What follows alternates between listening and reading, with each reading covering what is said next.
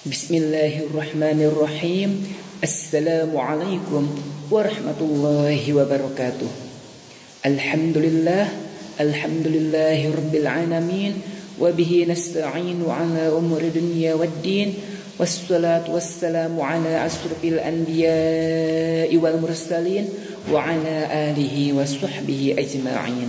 Amma ba'd. Tiada kata yang paling indah untuk mengawali pertemuan kita pada hari ini selain ucapan syukur kepada Allah Subhanahu wa taala yang telah memberikan kenikmatan kepada kita, yaitu kenikmatan iman, Islam dan kesehatan kepada kita semuanya, sehingga kita semua bisa berjumpa lagi pada kesempatan kali ini. Salawat dan salam semoga tercurah limpahkan kepada junjungan kita, yakni Habibana wa Nabiyana wa Maulana Kanjeng Nabi Muhammad sallallahu alaihi wasallam, kepada keluarganya, kepada para sahabatnya, kepada para tabi'atnya, dan kepada kita semuanya. Semoga mendapatkan syafaatul uzma di yaumil qiyamah nanti. Amin ya Allah ya rabbal alamin.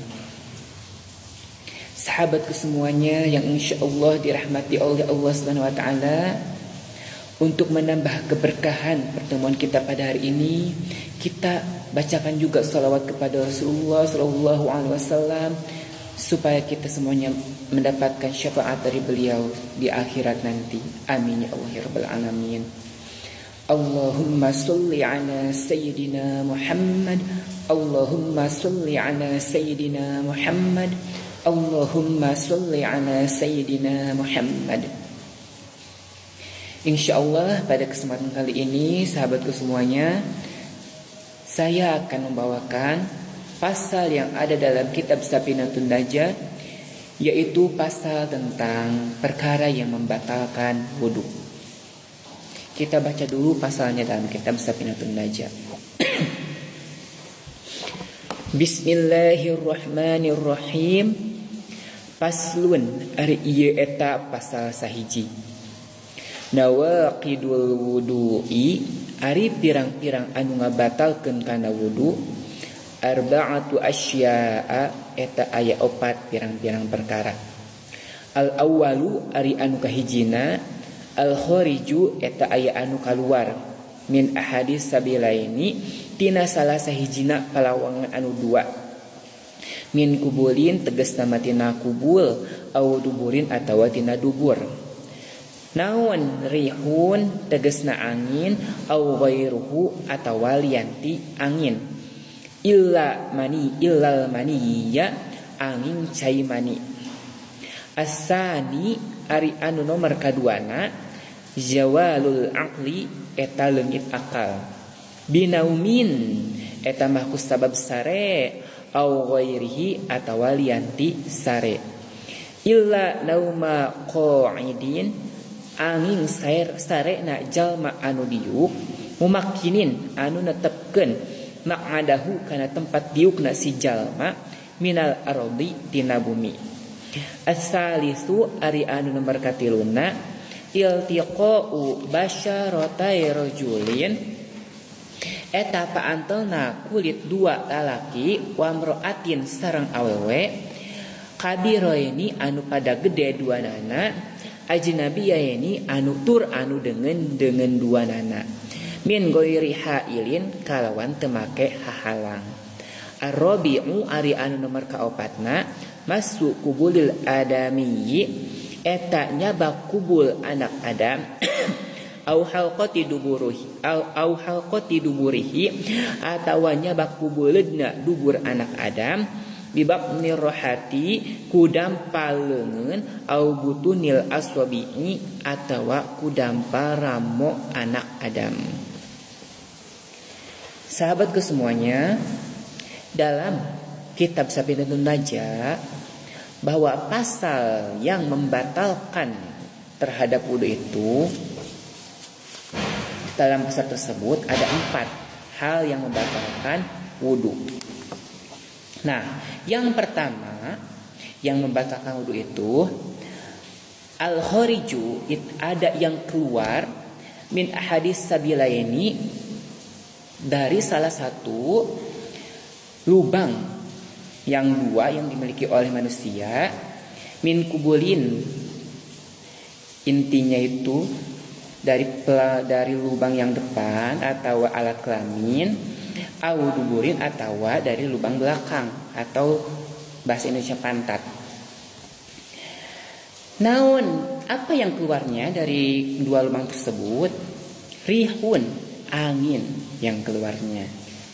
Au ghairuhu atau selain dari angin. Jadi ketika ada yang keluar dari salah satu dua lubang tersebut, baik dari alat kelamin maupun dari lubang tempat keluarnya kotoran atau BAB, maka itu bisa membatalkan wudhu. Misal yang keluarnya dari pantat itu kentut, nah itu membatalkan wudhu. Atau dari alat kelamin keluar air kencing, itu juga membatalkan wudhu. Atau yang keluarnya itu bukan hal yang biasa. Misalkan yang biasa itu yang keluar itu air kencing dari alat kelamin, terus kentut dari pantat, terus kotoran dari pantat juga. Nah itu kan yang biasa. Misalnya yang keluarnya itu yang luar biasa. Misalkan keluarlah dari pantat itu sebuah mobil, misal mobil-mobilan. Nah apakah itu membatalkan wudhu? Sama, itu pun dapat membatalkan wudhu. Gimana yang keluarnya itu kering, tidak basah, tetap itu membatalkan wudhu. Baik kering maupun basah, jika keluar dari salah satu dua lubang tersebut, maka dapat membatalkan wudhu. Baik yang biasa yang keluarnya ataupun yang tidak biasa yang keluarnya, tetap membatalkan wudhu. Yang nomor 2 yang dapat membatalkan wudhu itu adalah zawalul aqli, hilangnya akal. Binaumin, itu karena tidur, au ghairihi, atau selain dari gara-gara tidur.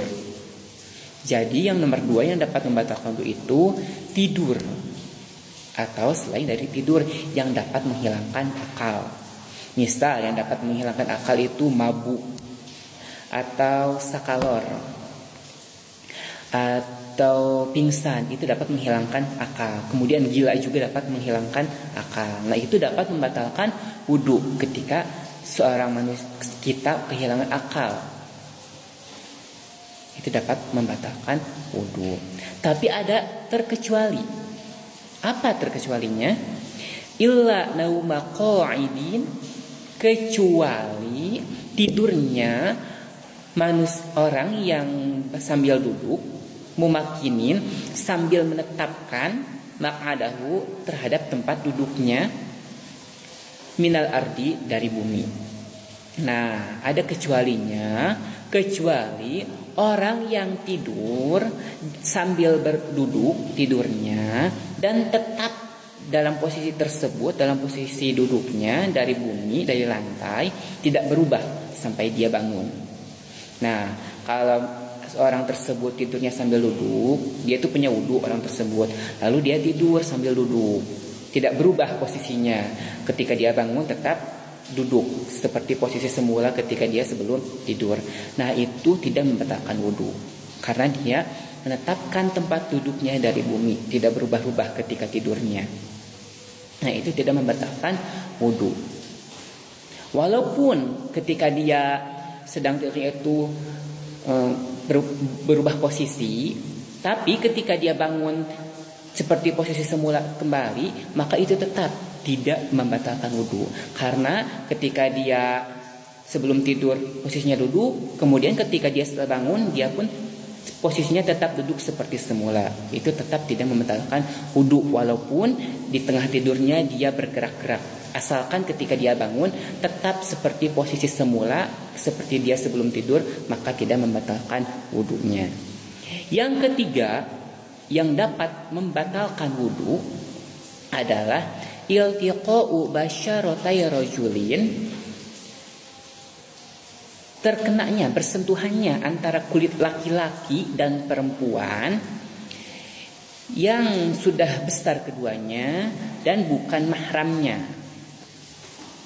Jadi ketika seorang laki-laki dan seorang perempuan sudah memiliki wudhu, kemudian sudah pada besar atau balik, kedua-duanya sudah balik, dan kemudian kedua-duanya bukan mahramnya, bukan sedarah, tidak ada ikatan darah, maka ketika bersentuhan kulit, maka wudhu mereka batal kedua-duanya. Kenapa di sana disebutkan harus dengan yang bukan mahramnya batal wudhu itu? Karena ketika kita bersentuhan, misalkan nih seorang anak dan seorang ibu bersentuhan ketika memiliki wudhu, misalkan bersentuhan kulit tangan, nah itu tidak membatalkan wudhu karena mereka memiliki ikatan darah, seorang anak dan ibu itu. Tapi ketika seorang teman laki-laki bersentuhan dengan seorang teman perempuan ketika sudah memiliki wudhu, maka wudhu mereka itu batal kedua-duanya. Karena mereka sudah balik dan bukan mahramnya, tidak ada ikatan darah. Seperti itu. Kemudian bagaimana kalau ada penghalang antara keduanya? Misalkan mereka itu bersentuhan, tapi ada penghalang, misalkan ada baju yang menghalangi, ada kerudung yang menghalangi, ada sorban yang menghalangi. Nah, itu tidak membatalkan wudhu karena tidak langsung bersentuhan kulitnya, karena ada penghalang, jadi tidak membatalkan wudhu. Kemudian yang terakhir yang membatalkan wudhu adalah masu kubulil adami, itu menyentuh alat kelamin bangsa Adam, au halqati duburihi, atau menyentuh bulatan kubul bulatan pantat golongan Adam, bibat nirohati, dengan telapak tangan, au butuni asobi'i, atau dengan telapak jari tangan anak Adam. Nah, yang terakhir itu yang dapat membatalkan wudhu adalah menyentuh alat kelamin atau menyentuh bulatan pantat, yang kalau menurut Sundanya itu liang salawe, kerutan di pantat itu, menyentuh kerutan di pantat, maka itu dapat membatalkan wudhu. Menyentuhnya dengan apa yang dapat membatalkan wudhu? Menyentuhnya itu dengan telapak tangan atau dengan telapak jari tangan anak Adam. Apa maksudnya anak Adam? Jadi maksudnya dari golongan manusia, dari golongan kaum Nabi Adam. Kan kita semuanya adalah umat Nabi Adam, keturunan Nabi Adam. Nah, yang membatalkan wudhu itu ketika kita menyentuhnya dengan telapak tangan atau dengan telapak jari tangan bangsa Adam, keturunan Nabi Adam. Jadi batal. Nah, bagaimana ukuran telapak tangan dan jari tangan yang dapat membatalkan wudhu itu ketika menyentuh alat kelamin atau bulatan pantat? Nah, batasannya adalah ketika kedua telapak tangan tersebut ditempelkan, maka keduanya menempel. Nah, berarti yang dapat membatalkan wudhu itu adalah yang menempel ketika kedua tangan tersebut ditempelkan.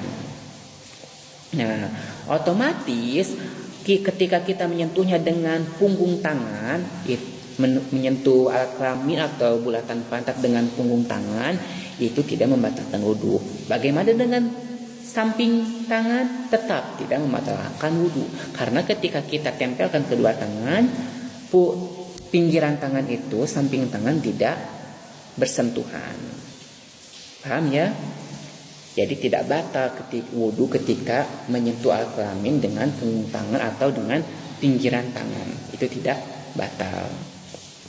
Kemudian bagaimana ketika kita menyentuh alat kelamin atau menyentuh bulatan pantat, tapi ada penghalang? Misalkan kita gatal, kita garuk-garuk pantat, tapi ada penghalang, misalkan ada celana, ada baju yang menghalangi. Nah, itu tidak batal karena ada penghalang.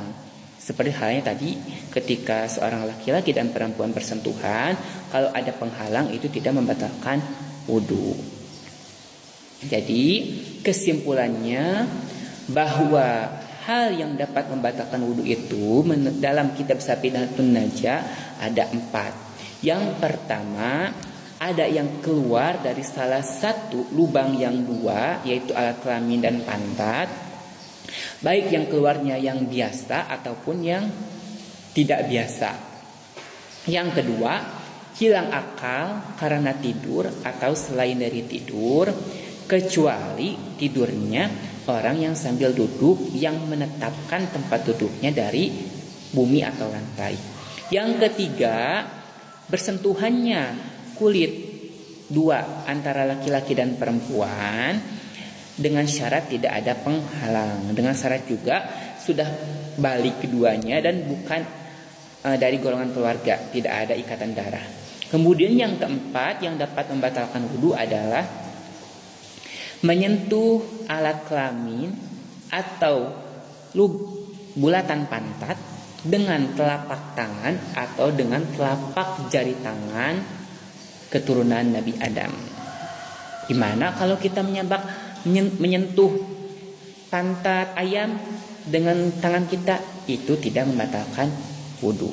Ingat, karena ayam itu bukan dari golongan Nabi Adam. Ayam itu hewan, sedangkan Nabi Adam manusia. Jadi ketika kita menyentuh misal kemaluan hewan, itu tidak membatalkan wudu. Sekian penjelasan hari ini, semoga ada manfaatnya dan semoga kalian bisa memahami penjelasan dari saya. Kurang lebihnya mohon maaf. Wallahu muwaffiq ila aqwamit thoriq. Wassalamualaikum warahmatullahi wabarakatuh.